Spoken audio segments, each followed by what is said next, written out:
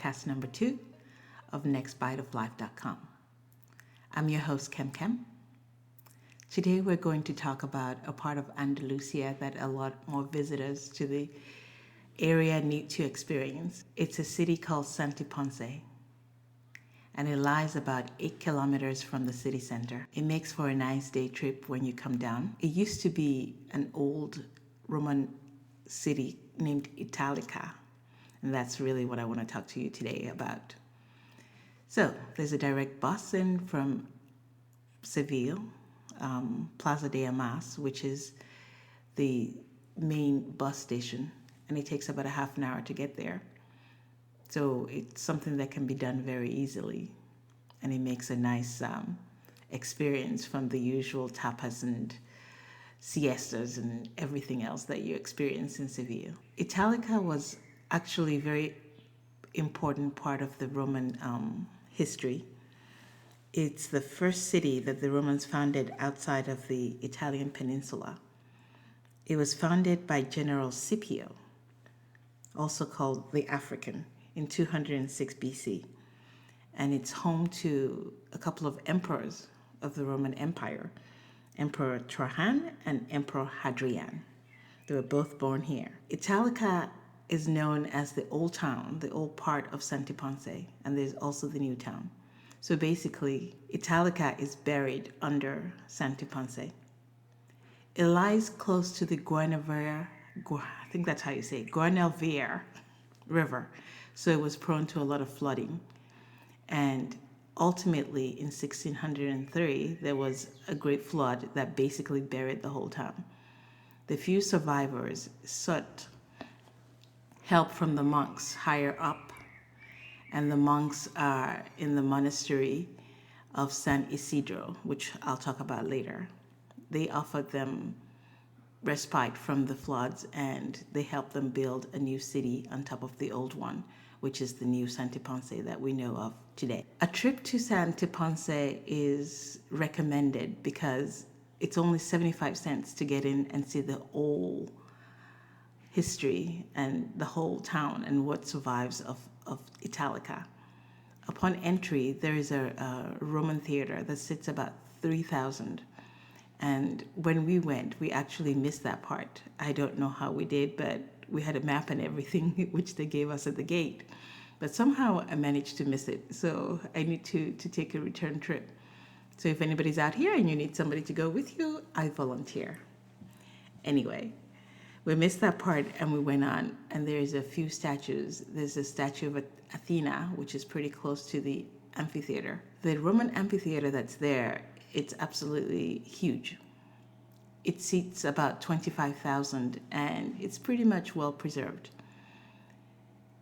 It looks awesome. I mean, of course, there's devastation, and you see how people suffered, and you think about like the bloodthirsty Romans and what they did for entertainment. It's impossible to stand there and not picture yourself like in the Gladiator movie and say things like, "For those about to die, we salute you." At least that's what I kept doing when I was there. But I recommend going because you can see how we've come along, how we developed how they developed from the Roman Empire to the present day time. And it's quite interesting because you're standing there at the amphitheater and all those people are looking at everything from the old ages and all. And you step outside of the Italica ruins and you see present day old people sitting around drinking and eating their tapas, and it's just it's just mind-blowing to think that there's so much history in such a little space.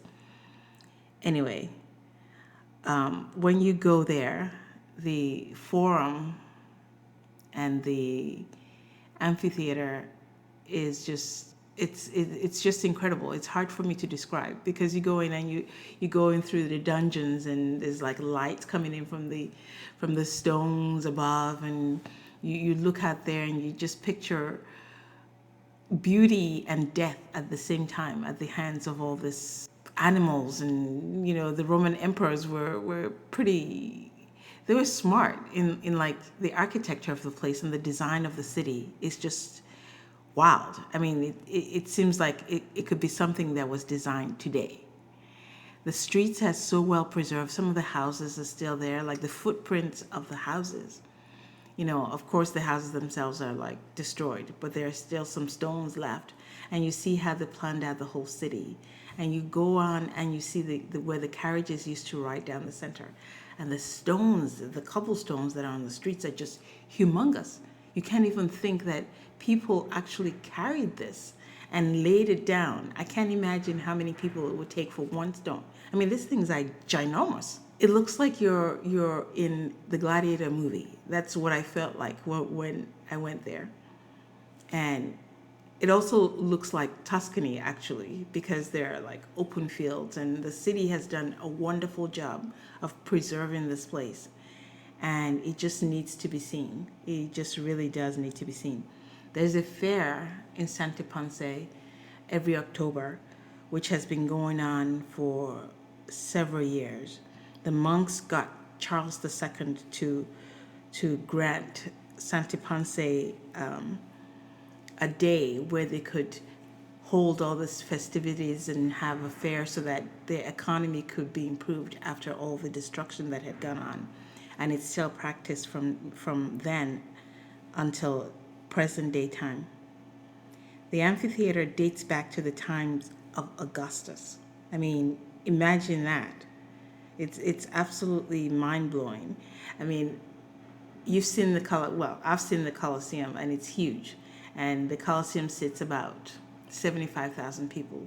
Even though this sits about 25,000, it still looks pretty grand. And some of the dungeons, I guess I would call them, where the gladiators used to practice, are still intact. So you're standing there and you look all around. If you go on the website, Nextbiteoflife.com, you can see the pictures that go along with this podcast and see pictures of the actual arena itself and of the dungeons. And we went through the caves. You can walk around, you get in and you can walk a circle and see where, I guess, there were some bathhouses that are still like preserved with their tiles. And after you're done and you go all around, you can go out of the amphitheater, walk up to the side on the left-hand side and go another left and go up high. You can actually get a bird's eye view of the whole amphitheater from the top, and it's just glorious. I mean, that's something you can't even describe until you see it. It's really cool to see. And then you go from there. Hopefully when you're at the gate, you get a map, because you really need one to tell you and explain to you what you're seeing. We just kind of winged it. We went all the way to the top and walked around the amphitheater the other way. And there was no exit when we got to the top.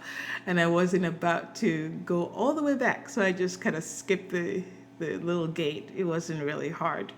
And so I don't recommend that you do that, obviously, but that's what I did. And you go around the town and you can go and see the rest of the ruins. And they're like mosaics of the old bathhouses. And they were not just bathhouses. They were like used for reading rooms. And there is a plaza, I think, of the birds or something. I don't know. Anyway, it's really pretty. There's all these gigantic pillars, and what's left of them. You see how the city came to be. I mean, it's just, I was pretty impressed. Anyway, I was pretty impressed. And you go up. So when you're done with all your walking, it's going to take you, I would say, a good 2-3 hours of kind of walking and looking to see everything that there is to see. And the interesting part of it is, like, they're still discovering new spaces. So they're not done. They're not done yet. There are places that are kind of roped off to the public because new discoveries are being made. At the top of the ruin itself, the city, there's a statue that's just well preserved for the most part. The guy's face is kind of, I think it's the Emperor Hadrian, if I if I remember correctly. And there's only half his face left and half his leg. But, they really did a good job of like preserving it. And you can see the whole new city. So you look back and you see Italica, and then you look forward and you see like the freeway and all these things and houses, and it's just great. When you make your trip down to Andalusia and Spain, you definitely want to check out Santiponce. After we finished checking out the old ruins, we drove further about 2 minutes, and we went to see the monastery of San Isidro del Campo, which is where the monks that I had talked about earlier stay. It's free entry, so it's something else that could complement your day. It's worth seeing for sure. There's an altarpiece there that is just grand as anything you've ever seen in any other, it's worthy of the Vatican, if you ask me. Anyway, there are 12 little rooms that you can go and see how the monks lived and all the artwork that was preserved by the monks. Some of the gigantic murals and artwork, and there is a painting there called the Flagellation of Christ. I'm not sure which museum it belongs in, but they said because of preservation purposes, they can't really return them to the original owners. So they're just there in this gigantic room.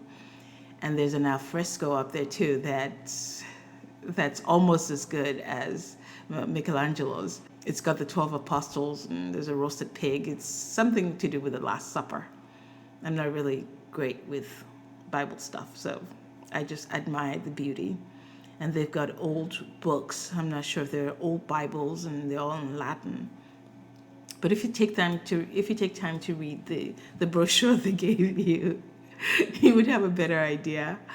But I liked the colors of the monastery. It was all pink, and there's two churches in there, and there's a gigantic courtyard that's really cool with an oversight of the city below you. The monastery del San Isidro del Campo, it was actually founded in 1301 by a guy called Alonso Perez de Guzman. They called him Guzman the Good. He had to be good because you figure, they help all these people that were desolate after their town had been, destroyed by the floods. There's 2 Gothic churches. And from what I understood, it's hard for me to translate from their Spanish to my English. It seems like he built one church and then his parents had built another church. And so they joined it together. And it's a mixture of Gothic and Moorish decorations. The altarpiece that I was talking about is considered a masterpiece. And it was done by a famous sculptor called Juan Martinez Montanes. And it was actually declared a national monument in 1872. Like I said, it's only a couple of miles away, not even a couple of miles away, a couple of kilometers away from the ruins. So if you combine these two, you'll have a very nice day and something great to remind you of Spain and your visit. I have pictures of the monastery on the website as well. That's nextbiteoflife.com. You can check them out. And hopefully this gives you like a nice kind of idea of the town of Santiponce and why it deserves a visit. I definitely recommend it very, very highly. I don't think you should spend your whole time in Seville. You should take time out to, check out the other little things that are there. And while it's not the Colosseum per se, it's definitely a really, really good thing to see. And it's a part of history that I think deserves more visitors. Anyway, I hope you've enjoyed my little rant about Santiponce. I enjoyed it very much when we went. And I know I'll be back just to see, just not to see the ruins again, and maybe understand better some of the things that I did not understand. I should have picked up my brochure in English, but they were out, so I kind of winged it, and I didn't want to listen to my husband tell me, because they had it in Italian as well, which we took, but I really didn't want to hear him translate all that stuff. So I did my own little research. I hope you've enjoyed it. And if you haven't, well, sorry, but still, you should check out Santiponce if you ever visit Andalusia. Again, thank you so much for joining me. This is Kem of Nextbiteoflife.com. And like I said, you can see the pictures of Santiponce and the monastery on the website. Okay? Next week, I hope to have another podcast, and I think I'm ready to take on guests. So you won't have to listen to my voice, just my voice, much longer. Okay? Thank you. Have a good day. Bye.